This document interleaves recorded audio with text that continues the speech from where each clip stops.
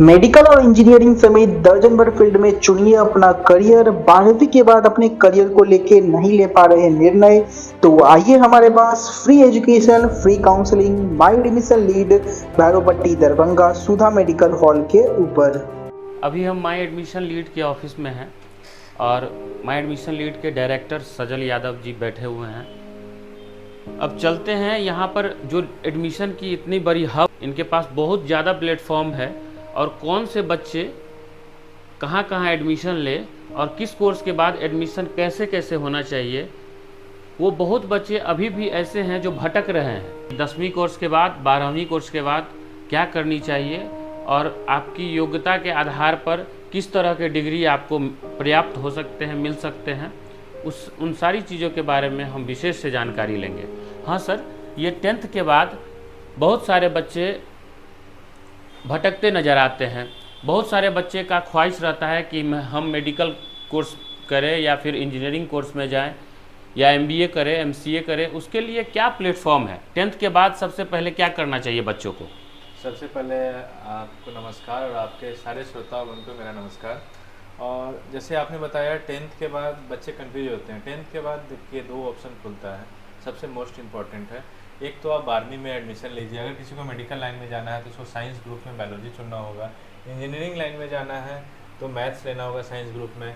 Management line में जाना है तो वो कॉमर्स शुरू से रखें, ICOM। और आर्ट्स वाले जो लिटरेचर पढ़ना चाहते हैं, लिटरेचर को अच्छे से जानना चाहते हैं, तो आर्ट्स ग्रुप है।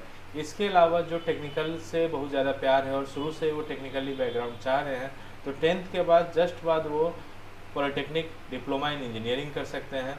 और डिफरेंट ब्रांचेज है इसमें।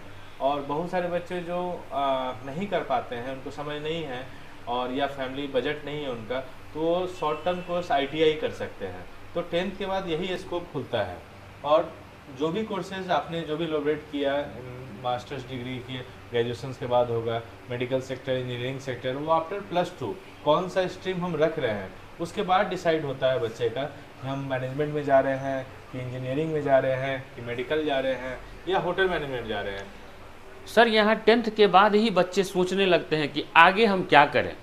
यहाँ बिहार के बच्चे ऐसे होते हैं सर कि गार्जियन भी नहीं समझ पाते हैं कि मैं अपने बच्चे को कैसे आगे बढ़ाऊं, और बच्चे भी अपने आप को ये फुलफिल नहीं कर पा रहे हैं कि हमको 12th करने में फ़ायदा है तो 12th में कौन सा स्ट्रीम लेके पढ़ें, 12th में कौन सा मैथ ले या बायोलॉजी ले, मैथ लेकर के आगे कौन सा स्ट्रीम को पूरा किया जा सकता है, आगे कौन सा कोर्स कर सकते हैं, और बायोलॉजी लेकर के मेडिकल सेक्टर में कौन कौन सी कोर्स हो सकती है। जैसे आप बताएं, मैंने अभी भी जस्ट बोला है, 10th के बाद बच्चे कंफ्यूज होते हैं, तो उनको ये डेडिकेशन होना चाहिए, पता करना चाहिए सर्च करके कि अगर मुझे इंजीनियरिंग ही करना है, ठीक है, इंजीनियरिंग करना है तो मुझे मैथ्स लेना होगा साइंस ग्रुप में, मुझे मेडिकल सेक्टर में ही जाना है तो साइंस ग्रुप में बायोलॉजी लेना ही होगा। अगर बच्चे कंफ्यूज हैं, नहीं कुछ जान पा रहे हैं, कोई भी कोर्स के लिए ओपन रहना चाहते हैं, तो साइंस ग्रुप में वो कोई भी आइदर मैथ और बायोलॉजी ले ले। जो बायोलॉजी लेंगे वो इंजीनियरिंग छोड़ के सब कोर्स कर सकते हैं, जो मैथ लेंगे वो मेडिकल सेक्टर में यानी MBBS छोड़ के वो हर कोर्स कर सकते हैं। जैसे एग्रीकल्चर, फार्मेसी, बहुत सारे कोर्सेज है, बायोलॉजी टर्म वाले भी कर सकते हैं। तो जिन बच्चों को कुछ नहीं समझ में आ रहा और मैथ्स और साइंस ग्रुप से प्यार है, वो साइंस ग्रुप ऑप्ट कर ले। उसके बाद वो हर कोई कोर्स जो इंडिया में रन हो रहा है बाई UGC और ACT, हर वो कोर्स कर सकता है। और जो बच्चे पहले से डेडिकेटेड हैं कि नहीं मुझे मैनेजमेंट लाइन में जाना है, तो उन्हें कॉमर्स ही चुनना चाहिए, बहुत ही बेटर होता है, जो शुरू से ही बेस बनता है उनका। वैसे +2 साइंस करने वाले भी कॉमर्स BBA करते ही एडमिशन, या नॉर्मल इंजीनियरिंग हो, MBBS हो, या कोई भी बैचलर डिग्री के बाद लोग MBA भी करते हैं। लेकिन अगर किसी को स्टार्टिंग से ही मैनेजमेंट में जाने का शौक़ है, मैनेजमेंट ट्रेनी बनना है, किसी कंपनी का CEO बनना है, अच्छे मैनेजर पोस्ट सीनियर मैनेजर बनना है, क्योंकि आप स्टेप बाय स्टेप चढ़ेंगे, तो आप 12th के बाद ही कॉमर्स चुन लें। जिन बच्चे को लिटरेचर सुनना है, जिन बच्चों को लिटरेचर पढ़ना है, आगे कंपटीशन एग्ज़ाम की तैयारी करनी है, BPSC है, SSC, CGL है, वो शुरू से लिटरेचर से प्यार करके अपना आर्ट्स सेलेक्ट कर सकते हैं। क्योंकि आर्ट्स में ऐसा लोग धारणाएं बनी हुई है जो आप बोलते हैं कन्फ्यूजन है, कमज़ोर बच्चे आर्ट्स लेते हैं, जिन्हें पढ़ना नहीं वो आर्ट्स लेते हैं, लेकिन सबसे अधिक आर्ट्स में ही पढ़ना है। पढ़ने की कैपेसिटी, सिटिंग कैपेसिटी, याद करने की मेमोरी कैपेसिटी आर्ट्स में ज़्यादा होती है रादर दैन साइंस और कॉमर्स ग्रुप। तो बच्चे को शुरू में पॉलिसिंग ज़रूरी है, एज ए कैरियर काउंसलर ये बताना ज़रूरी है। पेरेंट्स को भी जानकारी इकट्ठा करके बताना चाहिए कि हाँ बच्चे ये करें। सर, मेडिकल वाले बायोलॉजी लेने के बाद, या अगर 12th बायोलॉजी से कर लिया, उसके बाद कौन कौन से कोर्स किए जा सकते हैं 12th के बाद सर मेडिकल में? अगर 12th बायोलॉजी से आपका तो सब हर बायोलॉजी लेने वाले का फर्स्ट ड्रीम होता है नीट क्वालिफाई करके एमबीबीएस के लिए क्वालिफाई होना। और 60% अपने रूरल एरिया में, मिथिलांचल की बात करूं या पूरे बिहार की बात करूं, तो 70 to 80% बच्चे चाहते हैं मुझे गवर्नमेंट कॉलेज मिल जाए, उसमें फ़ी कम होता है। 20% ही बच्चे होते हैं जो मैनेजमेंट कोटा के थ्रू या एनआरआई कोटा के थ्रू प्राइवेट कॉलेजेस में जाते हैं, जो अपनी बिहार का पॉपुलेशन और जो अपना इकोनॉमिकल कंडीशन है उस हिसाब से मैं बात कर रहा हूँ। तो बायोलॉजी वाले फर्स्ट प्रेफरेंस तो एमबीबीएस को ही देते हैं। उसके बाद एक कोर्स है डॉक्टर लिख सकते हैं, डॉक्टरी कोर्स भी है जिसमें नीट की ज़रूरत नहीं है, वो बीपीटी है, बैचलर इन फिजियोथेरेपी, एक कोर्स ये है। इसके अलावा आप क्या कहते हैं बीएससी एग्रीकल्चर कर सकते हैं, बी फार्मा कर सकते हैं, फिर आप बीएससी ऑप्टोमेट्री कर सकते हैं, बीएससी ऑपरेशन थिएटर ओटी जिसे बोलते हैं, बीएससी इन ऑपरेशन थिएटर कर सकते हैं जो 4 ईयर्स का कोर्स है। तो ये सारे कोर्स बायोलॉजी से रिलेटेड कर सकते हैं। अगर मेडिकल साइंस, जैसे मैं बीएससी एग्रीकल्चर का नाम लिया, जिनको मेडिकल साइंस वुमेन से नहीं है और वो बायोलॉजी टर्म में ही रहना चाहते हैं, प्लांट से बीएससी एग्रीकल्चर है, उस सेक्टर में जा सकते हैं। ये तो मेडिकल से रिलेटेड ये सारे फील्ड हुए। इसके अलावा बायोलॉजी वाले जो बच्चे, मैंने अभी थोड़ी देर आपके लास्ट क्वेश्चन में बताया कि इंजीनियरिंग छोड़ के बायोलॉजी वाले कुछ भी कर सकते हैं, बीबीए कर सकते हैं, बीसीए कर सकते हैं, होटल मैनेजमेंट कर सकते हैं, आप जिस पैसे में जर्नलिज्म मास कम्युनिकेशन कर सकते हैं। तो बच्चे के अनुसार है कि किस और रुचि वो बना रहे हैं। सर देखा जा रहा है धरातल पर माई एडमिशन लीड एक ब्रांड हो गई, तो माई एडमिशन लीड के द्वारा सर पूरे बिहार लेवल पे यहाँ एडमिशन की बात होती है। तो सर इसमें कई ऐसे बच्चे हैं जो बिहार स्टूडेंट क्रेडिट कार्ड के द्वारा पढ़ना चाहते होंगे या पढ़ना चाहते हैं, तो गार्जियन को बिहार स्टूडेंट क्रेडिट कार्ड का लाभ कैसे मिले, वो गार्जियन लोग अभी भी नहीं समझ पा रहे हैं जो ग्रामीण क्षेत्र के हैं। उसकी लाभ के लिए सर आप क्या कहना चाहेंगे? देखिए, सबसे पहले तो मैं आपको धन्यवाद कहना चाहूँगा और आप लोगों का प्यार और सपोर्ट है कि माई एडमिशन लीड एक अच्छा प्लेटफॉर्म बन के उभरा है मगध में, मिथिलांचल में भी, और हम लोग मुंगेर में भी ऑफिस खोले हैं इस साल, वहाँ भी अच्छा ग्रो कर रहा है। और जहाँ तक अवेयरनेस की बात है, बिहार स्टूडेंट क्रेडिट कार्ड एक बिहार सरकार का 7 निश्चय के अंदर बहुत ही अच्छा योजना है, जिसमें बिहार सरकार अपने राजकोष से बच्चों को पढ़ने के लिए लोन की सुविधा दे रही है। कुछ लोग अपने स्वार्थ के लिए इसे निःशुल्क भी बता रहे हैं, लेकिन एक लोन सुविधा है। और मैं आप लोग न्यूज़ चैनल मीडिया के थ्रू ये अवेयरनेस देते रहता हूँ टाइम कि एक लोन सुविधा है और बच्चे कोर्स वाइज टोटल 42 कोर्सेस है जिसमें एडमिशन लेने के बाद लोन मिल सकता है। लेकिन सबसे पहली जानकारी, हर कॉलेज में एडमिशन लेने से लोन नहीं मिलता है।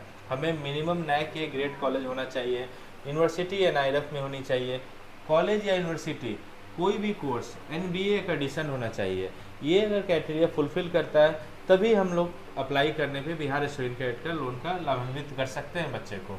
उसके अलावा भी ये चीज़ पता होना बहुत ही ज़रूरी है। पोर्टल में बहुत सारे ऐसे नाम हैं जो एडेड हैं क्योंकि वो NAC A हैं, NIRF, बट वो Bihar student credit card facility को ओके नहीं करते हैं, मतलब वो एक्सेप्ट नहीं करते हैं। उन्होंने कहना है कि आप कैश में आइए, हम आप बैंक लोन लीजिए या सेल्फ लीजिए, वो आपका टेंशन है। लेकिन अभी भी उत्तराखंड में, दिल्ली NCR में, वेस्ट बंगाल में, उड़ीसा में, साउथ में भी कॉलेज है, जैसे हैदराबाद है, चेन्नई है, फिर आपका केरला है, वहाँ पे कुछ ऐसे कॉलेज हैं जो इन तरह के बच्चों को फुल सपोर्ट कर रहे हैं। ठीक, और मेरे तरफ से अवेयरनेस दी जा रही है कि जैसे सपोज अगर हम कोई बच्चा पॉलिटेक्निक करना चाहता है, लास्ट ईयर 4 लाख का लोन मिलता था, लेकिन इस बार बिहार सरकार ने 3 लाख का ही कर दिया। तो ये 3 लाख लोन किस किस कॉलेज में मिलेगा और आपको कितना घर से देना होगा, इसमें सबसे अहम बात हो जाती है कि बच्चे को घर से एट ए टाइम कितना फ़ी जमा करना होता है और कॉलेज किस तरह सपोर्ट कर रही है। जो लोन का पैसा आता है 3-4 महीने उसमें लग ही जाते हैं अप्रॉक्सीमेट, तो कॉलेज किस हद तक सपोर्ट कर रही होती है, ये जानकारी एजुकेशन काउंसलर, एजुकेशन कंसल्टेंट के द्वारा पेरेंट्स को देना बहुत ही आवश्यक है, जो माई एडमिशन लीड अभी तक अच्छे से कर रही है और आपके सपोर्ट से ये काम चलता रहेगा। बहुत बढ़िया सर। और सर एक माने बीएड कोर्स है सर बिहार में, वो थोड़ा सा ज़्यादा धरातल पर अब देखी जा रही है कि उस कोर्स के लिए अभी रुचि बढ़ी है बच्चों में। तो उस कोर्स में सर बिहार सरकार माने इस बार जो ग्रेजुएशन जो पास आउट हुआ हो, तो उस बच्चे को बिहार सरकार बता रहे हैं कि जो इस बार जो पास आउट हुए हैं वो माने इस बार एडमिशन नहीं ले सकते हैं बीएड कोर्स के लिए। तो बाहर से बच्चे बीएड करना चाहेंगे, उसके लिए सर क्रेडिट कार्ड की लाभ मिलेगी, स्टूडेंट क्रेडिट कार्ड की? जी बिल्कुल, बीएड को इस साल ही जोड़ा गया है क्रेडिट कार्ड में। और सबसे बड़ी बात है कि बिहार के जो भी कॉलेज हैं जो लिस्टेड हुए हैं, तो बिहार में एक प्रेफरेंस दिया जा रहा है, वो कॉलेज नए के ग्रेड एनआईएफ में नहीं भी हैं तो बिहार स्टूडेंट कार्ड मिल जाता है। लेकिन बिहार के बाहर की बात करें तो उन्हीं कॉलेज को मिलेगा जो नए के ग्रेड हैं या एनआईएफ है।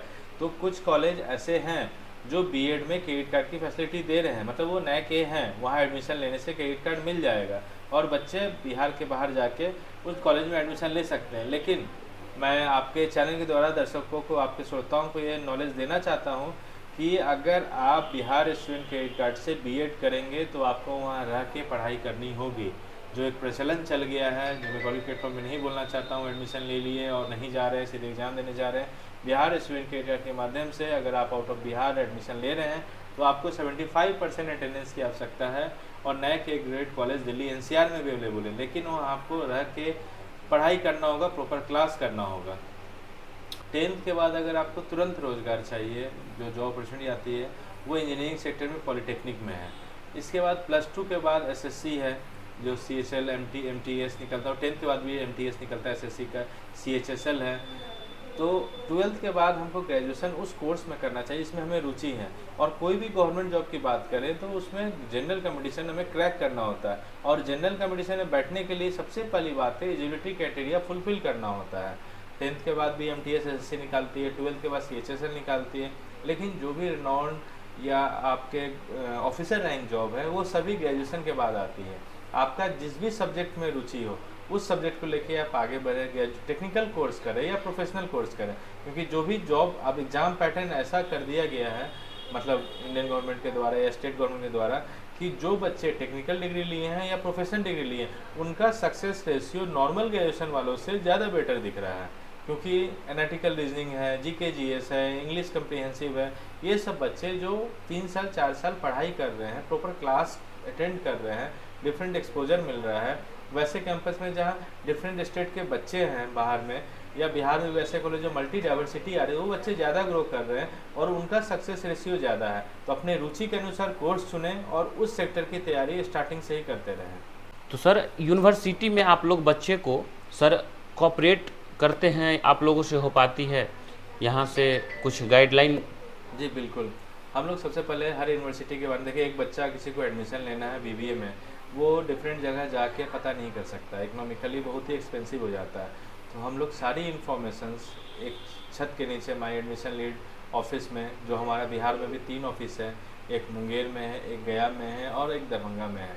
यहाँ से हम सारे क्षेत्र के आसपास के डिस्ट्रिक्ट के बच्चों को इन्फॉर्मेशन देते हैं कि ये कॉलेज है, उसका ये फीस स्ट्रक्चर है, उस कॉलेज में ये कंपनी आती है, ये प्लेसमेंट सेल है। और बच्चों को पूरी इन्फॉर्मेशन देने के बाद जब बच्चा कॉलेज चूज करता है तो उसका एडमिशन प्रोसेस हम लोग ऑफिस से कराते हैं। उनका जो भी प्रोसेस होता है, एडमिशन टेस्ट देना, इंटरव्यू देना, वो प्रोसेस होने के बाद वो फ़ी जमा करता है। और जब रिपोर्टिंग करने, जब क्लास स्टार्ट होगा तो हमारे टीम के मेंटोर्स या काउंसलर्स उनके साथ वहाँ रिपोर्टिंग करने के समय भी रहते हैं। सपोज हमारा बच्चा 3-4 दिन में पहुँच रहा है तो हमारे एक्सपर्ट्स वहाँ रहते हैं ताकि बच्चे को रिपोर्टिंग में भी कोई दिक्कत ना हो। हर कॉलेज में हमारे कोई ना कोई टीम मेंबर्स रहते हैं और बच्चे धीरे धीरे अपना पहुँचें और वो हेल्प है, जिनको भी दिक्कत आती है उनको हेल्प होता है रिपोर्टिंग में। और ओवरऑल जब वो पढ़ाई करते रहते हैं, कुछ भी ऐसी दिक्कत आती है, कभी हेल्थ इशू आ गया, कभी इकोनॉमिकल प्रॉब्लम भी आ गया, तो उसमें भी हम लोग बच्चों को हेल्प करते हैं।